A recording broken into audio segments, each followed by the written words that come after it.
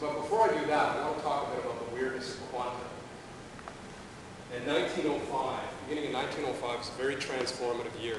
You had the defeat of the Russian Navy by the Japanese at Murmansk, kicking off the first episodes of the Russian Revolution.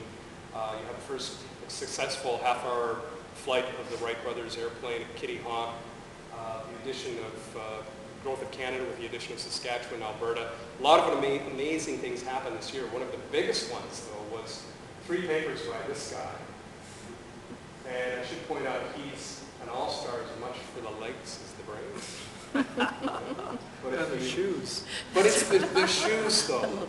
You know, as everybody who I do this presentation, they zero in on the shoes right away, and they're pretty suspect looking. Now, I don't know if this is Photoshop or one of the greatest thinkers of the 20th century was a cross-dresser. Not that there's anything wrong with that. That's perfectly okay.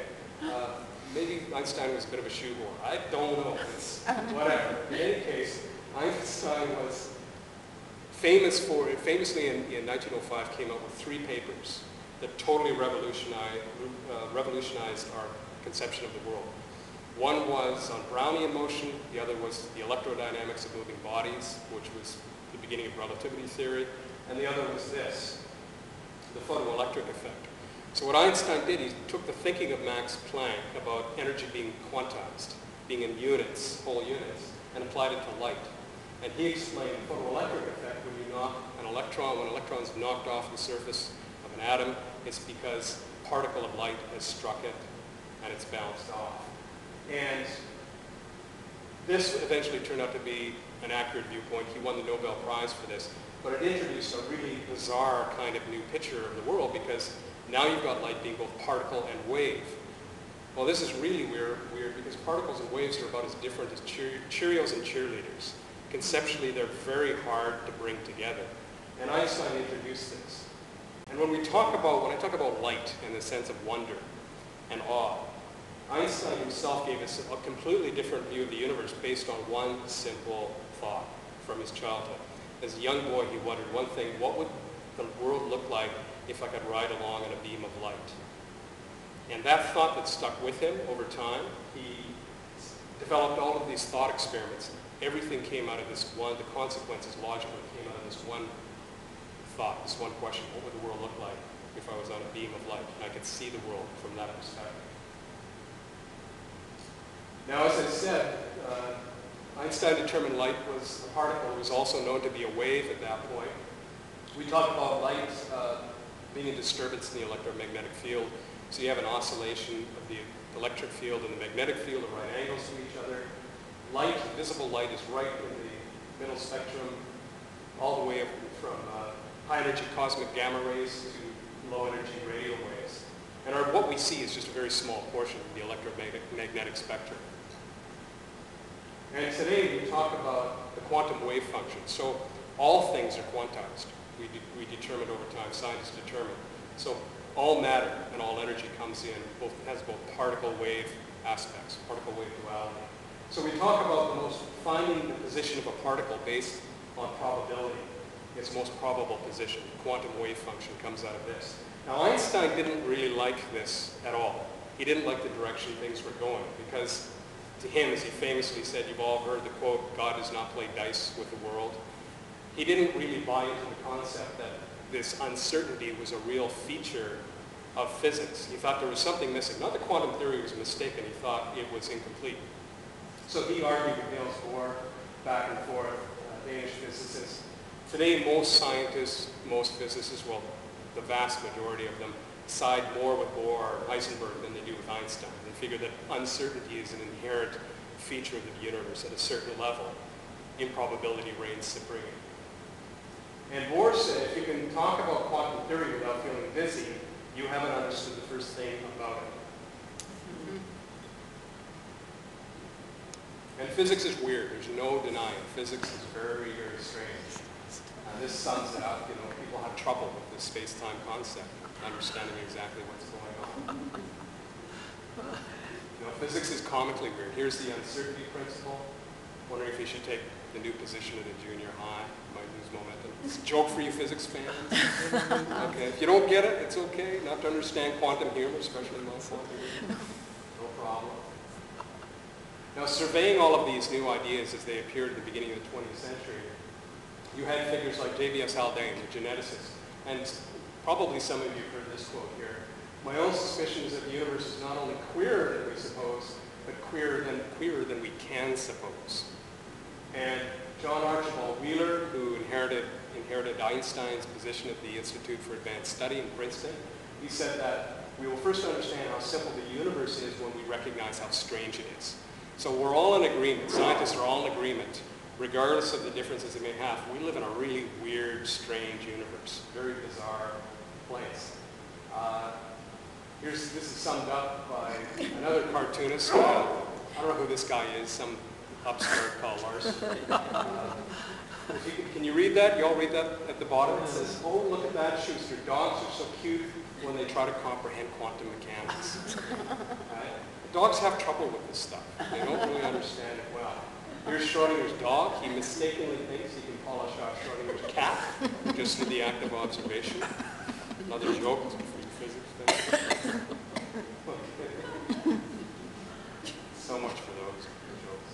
Anyways, over time, all of these ideas percolated into the popular culture. So it took some decades. But by the 1970s and 1980s, you started to have the publishing industry cotton onto this, and New Age literature emerged. And you have what I call shotgun marriage between science and religion occurred. Now, quantum physics is accurate to within 5 decimal places. The predictions are very, very reliable. And Eastern religions, there's an abundant amount of very great wisdom in these traditions, Buddhism, Zen, and beyond. But when you combine these two together, sometimes the results look a little dodgy. So the resulting offspring sometimes aren't so pretty. You know? Sometimes the results are good, but sometimes, not so great. A friend of mine, when I told him I was going to be working on this talk, and I talked about him in details, and we hashed things out. He went home and he emailed me a link to this Facebook page. You can all read that there. Every time humanities interprets quantum physics, a fairy loses its wings. Right? And we all know what that means. Anybody from a liberal arts background who tries to interpret areas of physics they don't truly understand, they're going to start talking gibberish.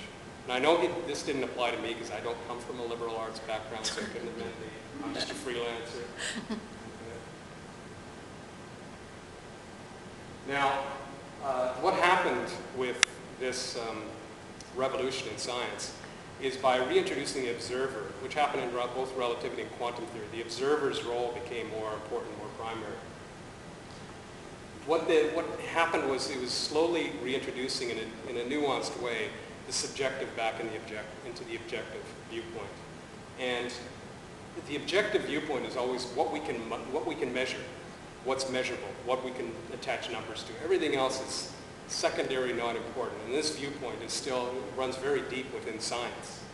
But Einstein and Bohr, Heisenberg, and these other scientists determined that no, the observer's role has a fundamentally affects what you see, what you determine as being reality. So the subjective was coming back into science in an interesting new way. And what happened was, in the classical world, you have a God's eye view of everything that happens.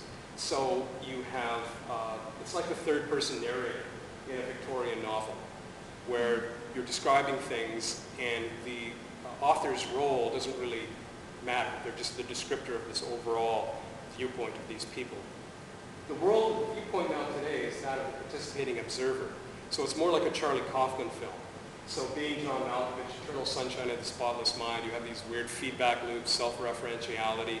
This is more the viewpoint of the world we live in today. And actually our fiction, our literature has been affected by the discoveries of science. So you have this transformation that's happened in our viewpoint that's affected all the arts.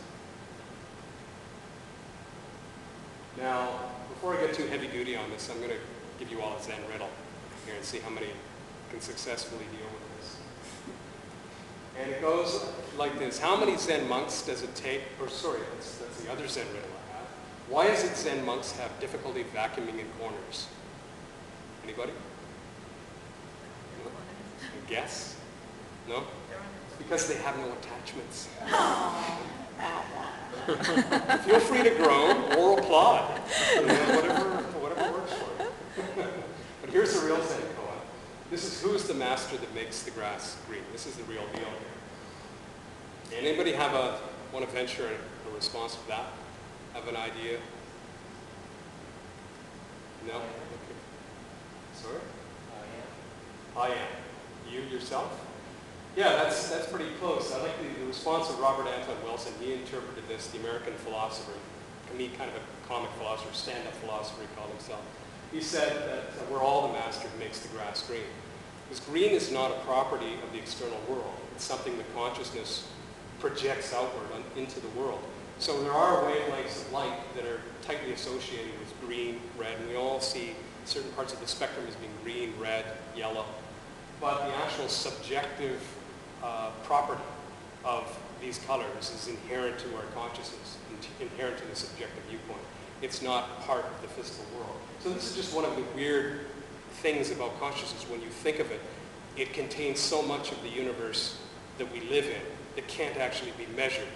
We can measure all of the things around it, but the actual experience of itself lies somewhat outside all the tools we use to describe the world we're in.